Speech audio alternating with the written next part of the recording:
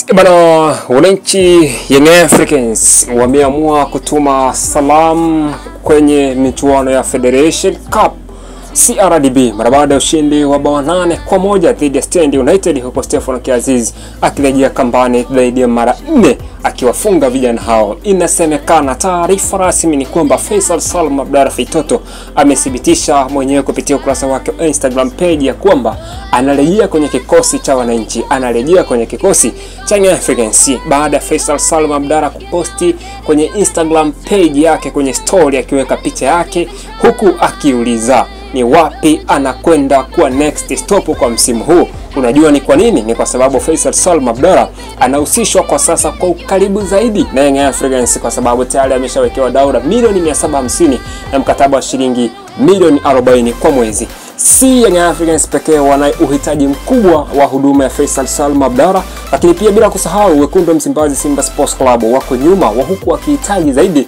na wakitaka kutumia advantage ya Faisal Salum Abdalla wakati anaondoka pale Young Africans, kwamba aliondoka kwa fujo, waligombana mpaka mashabiki wa Young Africans na wanachama kwa namtukana madha yake. Kwa hiyo wanataka kutumia kama advantage. Kumbuka pale Young Africans vipo vyuma kweli kweli. Yupo mwamba wa chama Klatus anakipiga kweli kweli katika mechi za hivi karibuni, anakumbuka namna ya kulinyia mkataba, lakini pia uwezo wa kuondoka kwa Stefano Kiaziz kwenye kikosi cha Young Africans ambaye anahusishwa na klabu mbalimbali kama Wydad Raja, lakini pia FAR Rabat nchini Morocco, huenda zinatoa nafasi kubwa kwa Young Africans kuweka nguvu kubwa zaidi kutaka kumrejesha Zanzibar Finest Faisal Salum Abdalla Feitoto kwenye kikosi cha Young Africans, wakiamini ndio miongoni mwa namba 10 bora kuwahi kucheza katika ligi kuu Tanzania bara katika safu ya kiungo kwa maana ya wachezaji wazawa wa Tanzania. Kwa sababu gani?